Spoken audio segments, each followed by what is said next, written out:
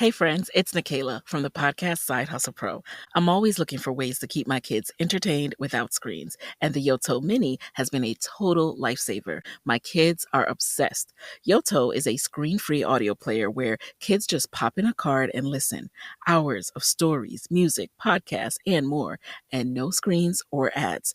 With hundreds of options for ages 0 to 12, it's the perfect gift they'll go back to again and again. Check it out at yotoplay.com. YOTOPLAY.com. Hey friends, it's Nikayla from the podcast Side Hustle Pro. I'm always looking for ways to keep my kids entertained without screens, and the Yoto Mini has been a total lifesaver. My kids are obsessed. Yoto is a screen-free audio player where kids just pop in a card and listen. Hours of stories, music, podcasts, and more, and no screens or ads. With hundreds of options for ages 0 to 12, it's the perfect gift they'll go back to again and again. Check it out at yotoplay.com. YOTOPLAY.com. Caroline Spencer braced herself against the heavy bedroom door, heart pounding in her chest. On the other side, from within the darkness of that room in Greythorne Hall, she could hear her patient, Emily Harper's voice, or what should have been her voice, warping into a deep, guttural growl. It was past midnight. The old manor around her was dead silent, each second stretching. Only the low, inhuman chuckling from Emily's room broke the stillness. Caroline's blood ran cold at the sound. I'm Sarah Powell, and this is Obscurata, because some stories have no ending.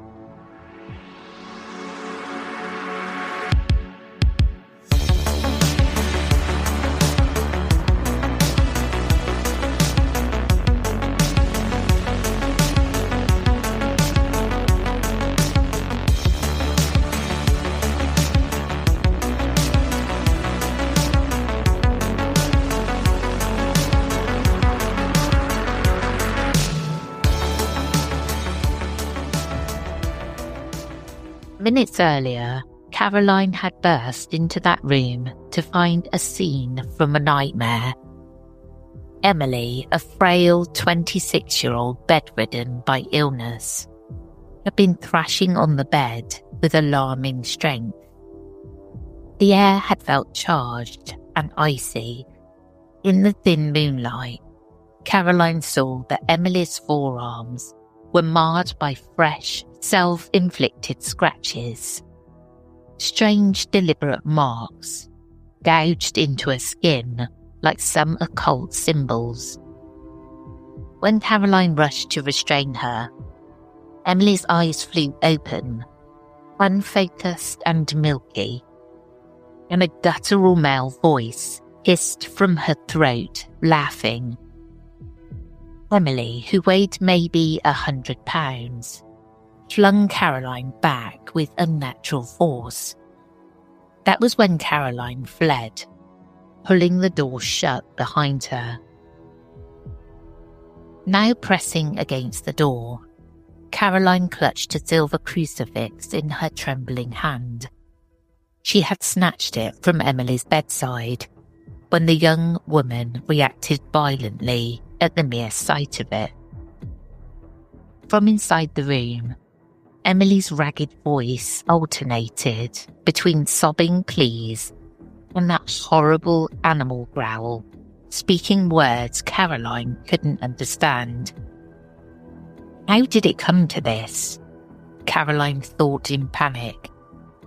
Only a few weeks ago, she had arrived at Greythorne Hall, expecting to care for a simple convalescent, not to confront whatever terror now lurked with Emily beyond that door. In September 1978, Caroline Spencer was hired as a private nurse for Emily Harper, a young woman suffering a mysterious ailment. Greythorne Hall the Harper family's sprawling estate in the English countryside, was grand but isolated. It sat miles from the nearest village, surrounded by fog-shrouded woods and rolling moors. For the most part, only Caroline and Emily occupied the drafty east wing. Emily's relatives were often away or kept to distant rooms, leaving nurse and patient alone on many long nights. Initially, nothing suggested anything supernatural in this quiet posting. Emily's symptoms were puzzling but seemed medical. Fatigue, fever, bouts of disorientation. Caroline dutifully recorded pulse readings and administered medicine, spending calm days reading by Emily's bedside. The manor was drafty and old. At night, its corridors creaked and whispered. Caroline occasionally felt a chill, or thought she heard soft footsteps trailing behind her in those empty corridors. But she brushed it off. GREYTHORNE simply had an eerie ambience, and caring for a bedridden patient in a creaky old house can play tricks on the mind. It wasn't long before subtle, disturbing signs emerged. Late one night, Caroline was writing up notes when she heard a faint laugh echo down the hall, a low chuckle, unmistakably male. Puzzled, she followed the sound to Emily's room. She found Emily awake, lying in bed and giggling. But the sound coming from Emily's lips was that same deep male laughter. It stopped the instant Caroline stepped in, leaving Emily blinking in confusion. Another time, Caroline caught Emily whispering rapidly in a foreign language while seemingly asleep. Leaning in, she recognised a few Latin words. Emily was muttering phrases like "Salva me ex infernis," which means "save me from hell." Moments later, Emily suddenly grabbed Caroline's wrist with inexplicable strength. The frail, feverish girl's grip was like iron. Through lips that barely moved, Emily whispered two unmistakable words in that rasping voice. "Leave now." Then, just as quickly, Emily's body slackened and she slid back into a normal sleep, as if whatever had seized her retreated for the time being. Each time an episode passed, Emily awoke with no memory of it. By daylight, she would be gentle and apologetic. If she caused any trouble during the night, utterly unaware of the chilling things Caroline had seen and heard. But Caroline could no longer pretend these were fever dreams or hallucinations. She had witnessed Emily speak in Latin, a language Emily did not know, and display strength that defied her physical condition. More unsettling were the physical manifestations around them. Unexplained cold drafts that made the hair on Caroline's arms stand up. Objects found moved or toppled with no apparent cause, and that constant skin-prickling sensation of being watched. One morning, as Caroline helped Emily change out of a soiled nightdress, she noticed angry red scratches on the young woman's forearms. They formed odd patterns, almost like letters or symbols etched into the skin. Alarmed, Caroline asked what happened. Emily looked at her own arms in confusion and insisted she didn't know. She hadn't even felt any pain. Caroline realised these marks must have appeared during one of Emily's nocturnal episodes. Perhaps Emily herself, or something working through her, had carved them in the night. As the incidents grew more alarming, Caroline took measures she hoped might help. A devout woman, she placed a small wooden crucifix on Emily's nightstand and tucked a family Bible under the pillow. She even pinned a Saint Benedict medallion, a symbol long associated with warding off evil, the head of the bed. If a dark force was present, perhaps these tokens of faith would keep it at bay. But her gestures only seemed to provoke whatever plagued Emily. One evening, as Caroline turned down the bed, Emily's gaze landed on the crucifix on the nightstand. Her reaction was swift and ferocious. Emily let out an animalistic hiss and swatted the cross to the floor. "Take it away," she snarled in that guttural tone, her normally soft voice distorted beyond recognition. Startled, Caroline bent to retrieve the crucifix, but Emily wasn't done. The young woman's face twisted in fury not her own as she lunged forward and struck the Bible out of Caroline's hands, sending it skidding under the bed. It took several minutes for Emily to emerge from this frenzy. When she did, she broke down sobbing, clutching at Caroline's arm and begging, voice cracking, "Don't leave me. Something terrible is here." Caroline held her, heart breaking and heart pounding all at once. By now, Caroline was certain this was no ordinary illness. The pattern of symptoms was chillingly familiar to anyone versed in old tales of possession. Still, she hesitated to accept it. A rational part of her whispered that there must be a medical or psychological explanation. But what? None of Emily's doctors could explain the voices or the strength or the sudden aversion to religious objects. As night after night passed with new disturbances, denial became impossible. Caroline felt she couldn't confide fully in the Harpers about her suspicions. They might think her hysterical, or worse, dismiss her. So with great reluctance, she sought outside help elsewhere. She reached out to Father Malcolm Hughes, the village vicar, choosing her words carefully as she described Emily's condition. She mentioned nightmares, erratic behaviour, the palpable sense of evil in the house. The priest listened gravely, his silence on the other end of the phone, telling her he understood the subtext. He agreed something was very wrong at Greythorne Hall. He armed Caroline with a small bottle of holy water and a prayer of protection to recite, instructing her to use them if things worsened. He also arranged to come by the manor discreetly the next day, offering to bless Emily and the room. Before Father Hughes could arrive, however, matters came to a head, leading to the terrifying confrontation that now had Caroline pressed against a bedroom door in the middle of the night.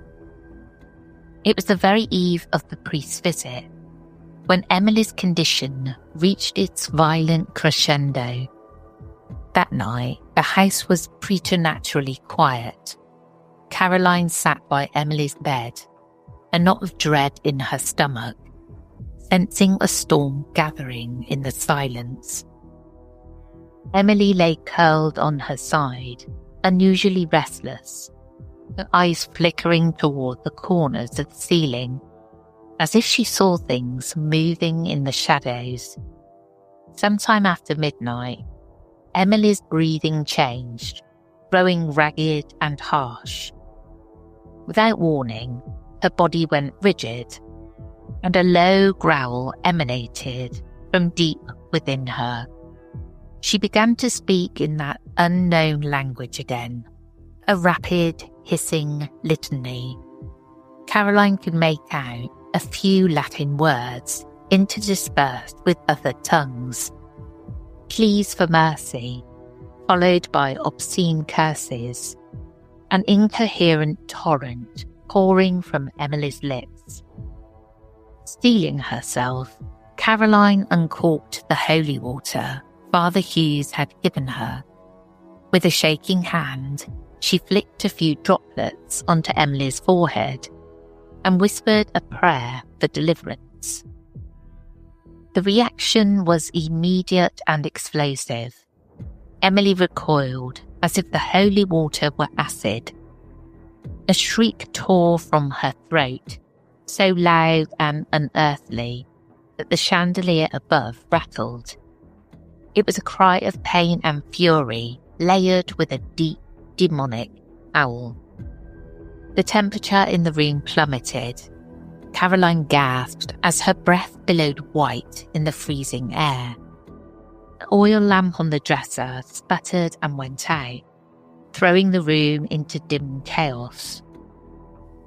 Caroline's instincts screamed at her to run, to get out, but she forced herself forward, trying to reach Emily, even as fear threatened to overtake her.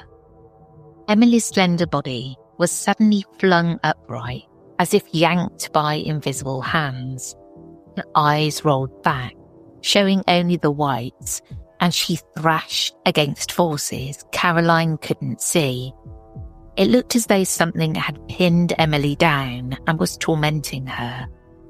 The bed frame trembled, pounding dully against the wall.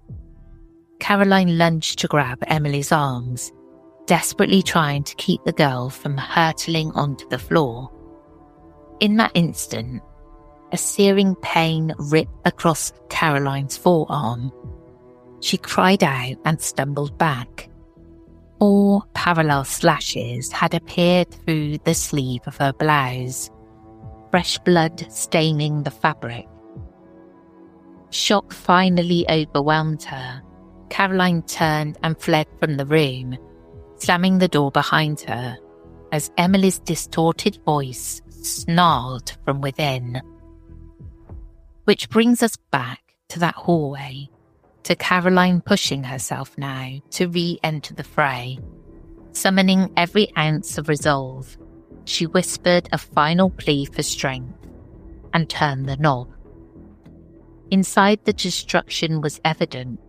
Bedding lay on the floor, a lamp had shattered, and the heavy armoire in the corner stood ajar as if it had been slammed. Emily, however, was no longer thrashing.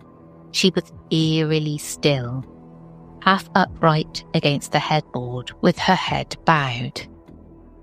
For one heart-stopping moment, Caroline feared the young woman was dead. But then she heard a soft, itching breath and a weak whimper. Caroline rushed to Emily's side and gently lifted her face. Emily's eyes were closed, tears leaking down her cheeks. She was conscious, but barely. "It's so cold," Emily whispered. The air was frigid and Caroline's own fingers were numb. She grabbed the thick blanket from the floor and wrapped it around Emily's trembling shoulders. Only then did Caroline notice the headboard above Emily's head. In the polished wood were deep gouges, 5-pronged claw marks scoring the panel. Caroline had no time to process this, as Emily suddenly let out a low, pained moan. "It hurts. What's happening to me?" Emily sobbed, her voice small and frightened, truly her own voice again. Caroline's eyes stung with tears of empathy and terror. She smoothed Emily's damp hair back and whispered, "I don't know, but I'm here with you. I won't leave you." The young woman slumped against Caroline, exhausted beyond words. Caroline held her close, humming a lullaby shakily. As the first pale glow of dawn crept through the frost-laced windows, the darkness ebbed with that morning light, and Emily mercifully slipped into a deep, natural sleep. Later that day, Father Hughes arrived as planned. He found a visibly drained Caroline and an oddly calm Emily. Weak and groggy, Emily permitted the kindly priest to sit at her bedside and pray. As he softly intoned blessings and scripture, Emily shut her eyes and listened, frowning occasionally as if at a faint headache. When holy water touched her skin now, she only flinched lightly, then relaxed. Caroline watched with cautious hope. The worst seemed to have passed. In the privacy of the hall, she showed Father Hughes the vivid scratches on her own arm and described the night's battle. The priest's face grew grim, and he agreed that some malevolent presence had indeed been at work. Father Hughes proceeded to perform a thorough cleansing of the room. He walked the perimeter, sprinkling holy water in every corner and doorway. He recited the ancient Latin rites of exorcism under his breath, his hand firm on his rosary. Emily dozed through most of it, stirring only to sigh or murmur incoherently now and then. To Caroline's immense relief, there were no outbursts, no flying objects or phantom voices.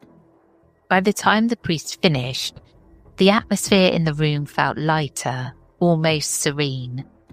Emily was sleeping peacefully. Father Hughes wiped sweat from his brow, told Caroline quietly that he believed the entity, whatever it was, had been driven out or discouraged for now. He warned her to remain watchful, but he offered a hopeful smile. Caroline, for the first time in weeks, allowed herself to breathe deeply without a knot of dread in her stomach.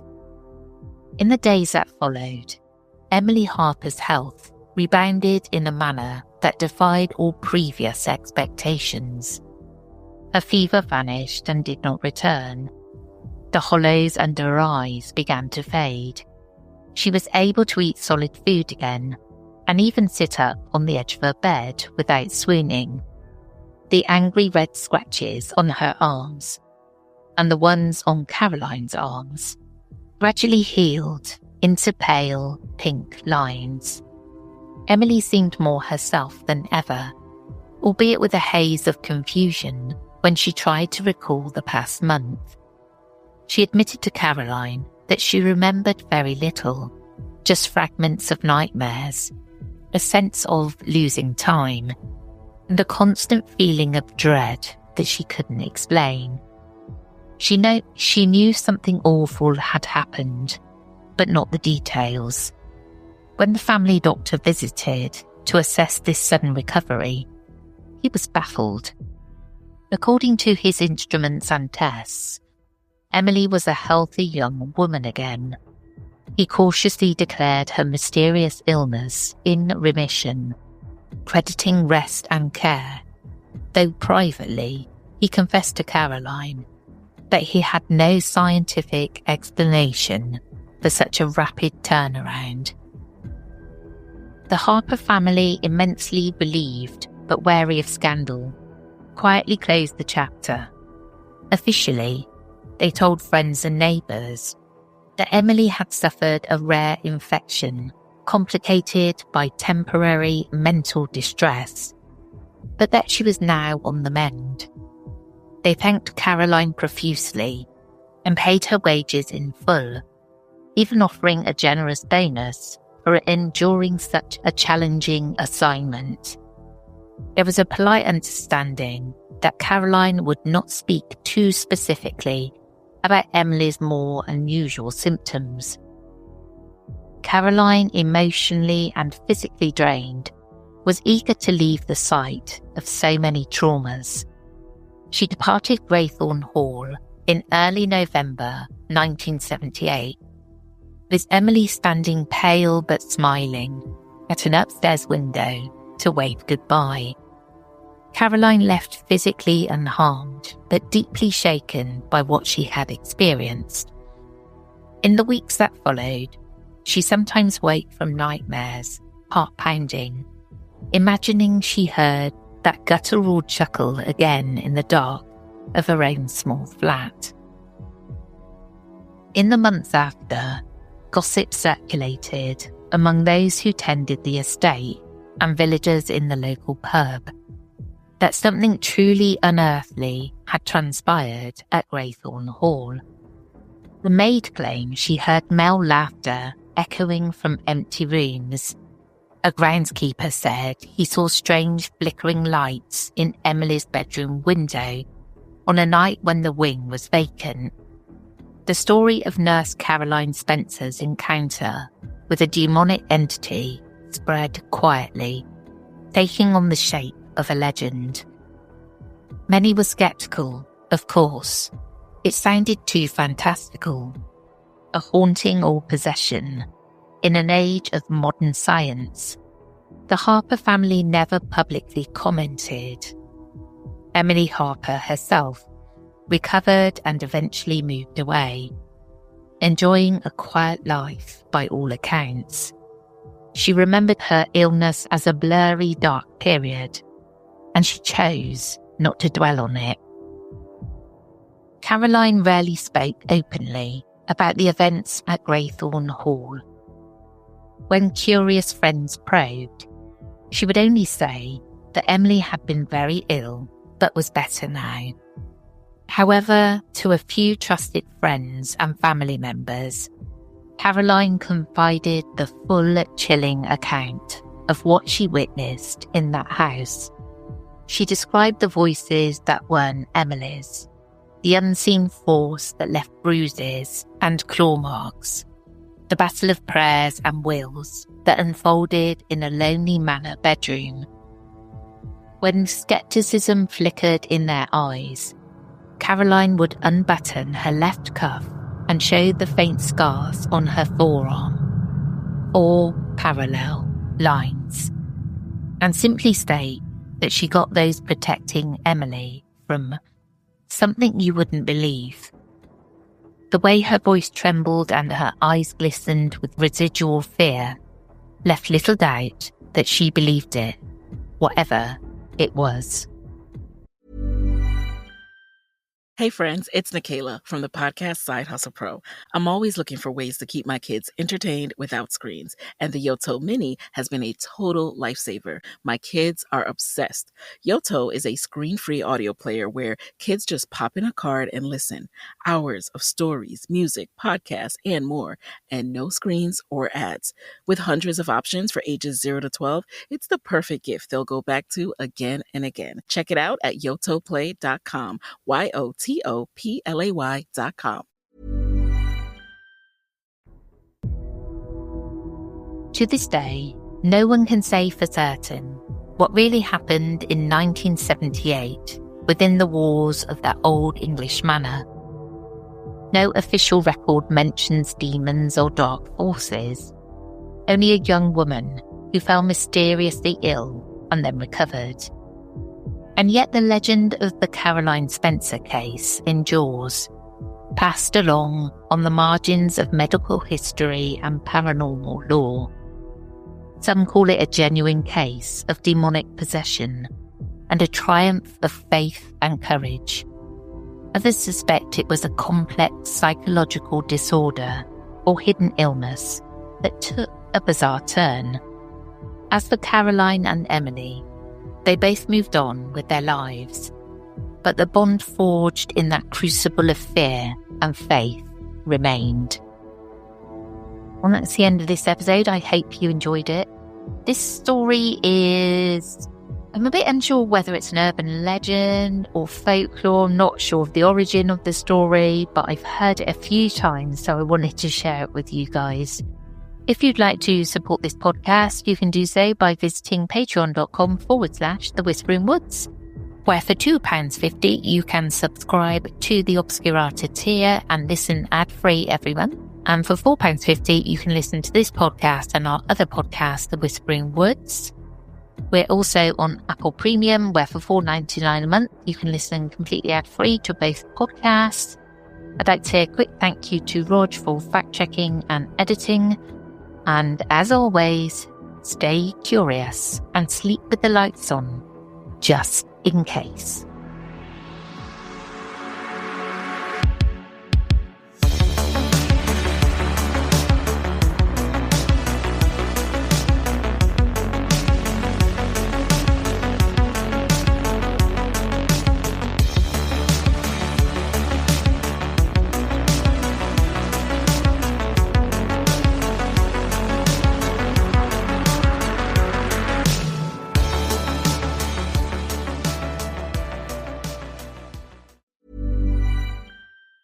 Hey friends, it's Nikayla from the podcast Side Hustle Pro. I'm always looking for ways to keep my kids entertained without screens, and the Yoto Mini has been a total lifesaver. My kids are obsessed. Yoto is a screen-free audio player where kids just pop in a card and listen. Hours of stories, music, podcasts, and more, and no screens or ads. With hundreds of options for ages 0 to 12, it's the perfect gift they'll go back to again and again. Check it out at yotoplay.com. YOTOPLAY.com.